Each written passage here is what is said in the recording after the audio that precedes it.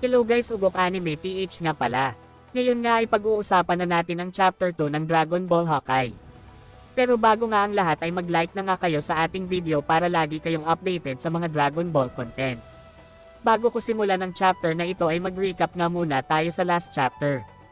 Sa last chapter nga ay nagpatawag ang Grand Priest ng meeting sa lahat ng mga angels at God of Destruction. At sa meeting na ito ay pinapasama nga ng Grand Priest itong dalawang mortal na si Goku at Vegeta. Dito na nga papasok ang Chapter 2 ng Dragon Ball Hawkeye.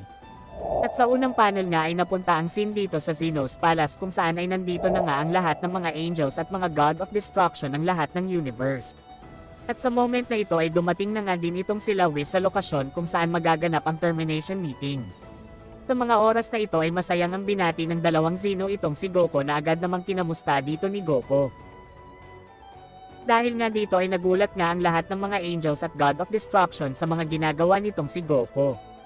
Dito nga ay nagtaka itong si Goku at sinabi nito kay Vegeta na bakit nga daw mukhang nagagalit sa kanila ang mga ito. Sagot naman dito ni Vegeta at sinabi nito na malamang, sobrang mangmang mo, kung maari nga daw ay wag na nga daw itong maingay at pinapagulo lang daw ni Goku ang sitwasyon dito.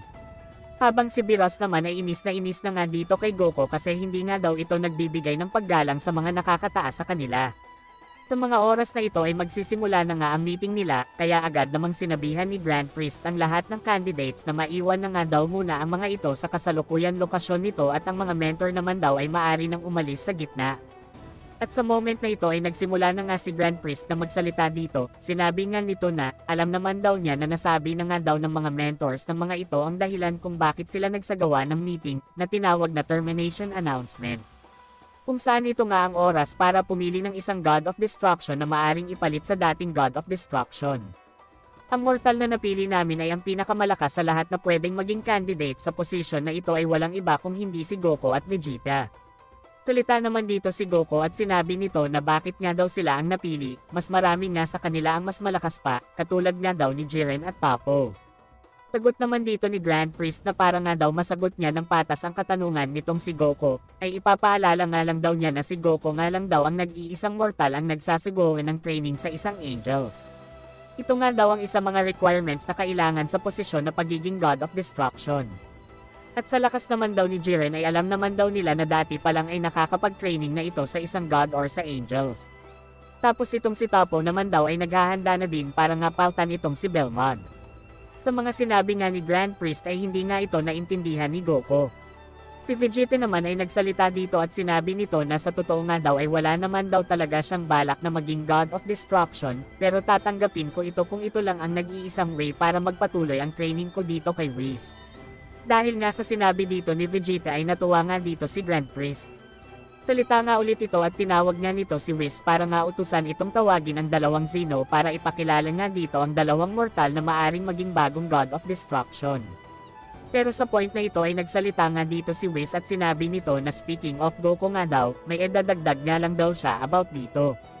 Si Goku nga ay isa sa mga malalakas na warrior, kaya nga daw nitong magamit ang totoong lakas ng Ultra Instinct na hindi nga daw kayang magawa ng lahat ng God of Destruction. Pero sa kasamaang palad ay hindi nga daw fit sa pag-uugali ni Goku ang pagiging God of Destruction. Dahil nga sa sinabi ni Whis ay parang nahiya na nga dito si Goku.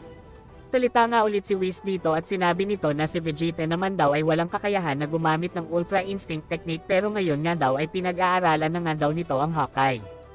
Si Vegeta nga din daw ay malakas na warrior at kung ikukumpara nga daw ang ugali nitong si Vegeta kay Goku ay talagang malayo nga daw ito. Si Vegeta nga daw ay talagang seryoso at nag-iisip nga daw ito bago gumawa ng isang bagay, kaya para nga daw sa kanya ay fit nga daw kay Vegeta ang maging isang God of Destruction. Dahil nga sa compliment na narinig ni Vegeta dito kay Whis ay sinabihan nga nito si Goku na siya nga daw ay mas magaling talaga dito kay Goku. Sa moment na nga na ito ay nagsalita nga dito si Grand Priest at sinabi nito na based nga daw sa mga information na sinabi nitong si Whis. Ay kailangan pa nga din daw na magsagawa ng botohan sa lahat ng gods at angels, kung sino nga daw sa dalawang mortal na yan ang magiging God of Destruction. Pero after nito ay si Zeno pa nga din ang magbibigay ng final decision para sa pagpili ng bagong God of Destruction. At sa moment na ito ay nagsimula na nga sa pag-vote ang lahat ng God of Destruction at angels.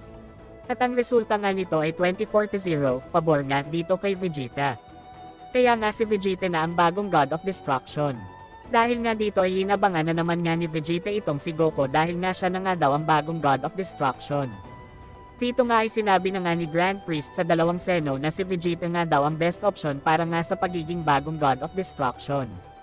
Pero sa kasamaang palad nga ay hindi nga dito pumayag si Zeno at mas gusto nga nitong gawin God of Destruction itong si Goku na talagang nagpagulat sa lahat.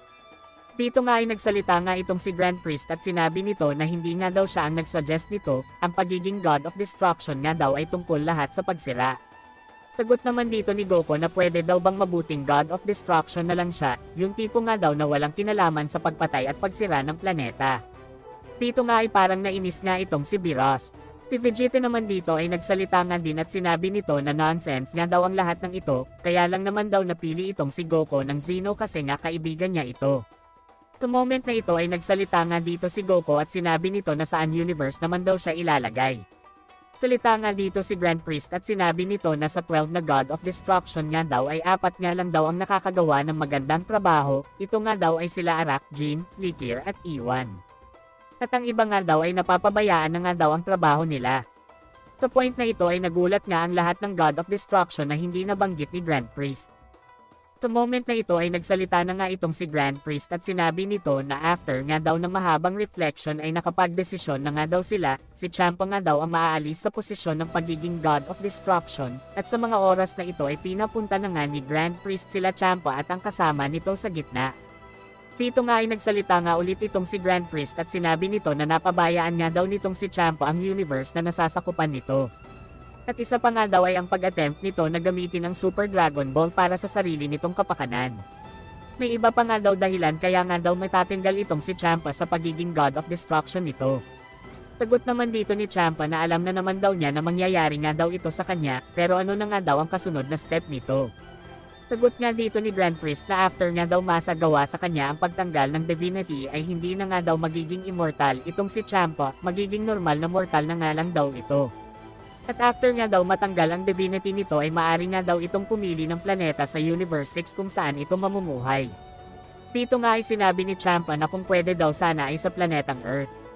Ito naman kasama ni Champa na kay Shin ay magagaya nga din dito kay Champa kung saan ay hindi na nga din ito magiging immortal, mamumuhay na nga lang din ito bilang isang mortal. At sa moment na nga na ito ay sinagawa na nga ni Zeno ang pagtanggal ng divinity dito kay Champa. After nito ay inutusan nga ni Grand Priest itong si Vados na ihatid nga daw itong si Champa sa Universe 6 na agad namang sinanayunan dito ni Vados. Salita nga dito si Vados at sinabi nito kay Champa na ito na nga daw ang huling beses na sila ay magsasama. Pero dito nga ay nainas lang itong si Champa sa sinabi nitong si Vados. Sa moment na ito ay mabilis na ngang umalis ang tatlo dito para nga ihatid si Champa sa Universe 6. Salita nga dito si Grand Priest at sinabi nito na ngayon nga daw ay wala na itong si Champa ay si Goku na daw ang magiging God of Destruction dito, ngunit ang process nga daw nito ay aabutin ng 3 araw kung oras nga ng Earth ito ay babies, dahil nga daw matatagalan pa ito ay maari nga daw na magsibalik ang lahat ng gods at angels sa mga universe nito. At ang lahat nga ng mga God of Destruction at angels nga dito ay mabilis na nagsialis. After ngang makaalis ng mga angels at God of Destruction ay mabilis ngang lumapit sila Zeno dito kay Goku at balak nga ng mga ito na makipaglaro dito kay Goku. Pero itong si Goku nga dito ay nagsalita at sinabi nga nito na siya nga daw ay may mga bagay pa daw na kailangan gawin, lalo na't pinili siya ng mga ito na maging God of Destruction, ngayon nga daw ay magpapaalam na muna siya sa mga ito. Salita naman dito ang mga Zeno at sinabi nito na okay nga lang daw, magiging immortal na naman daw itong si Goku kaya magkakaroon na nga daw ito ng madaming oras para makipaglaro dito sa kanila. At sa moment na ito ay uuwi na nga muna sila Goku sa planetang Earth kasama nga itong sila Whis. Hanggang dito na nga lang muna ito, antayin nyo lang ang part 2 ng chapter na ito, medyo mahaba lang talaga guys ang nagiging usapan nila dito. Like and subscribe guys.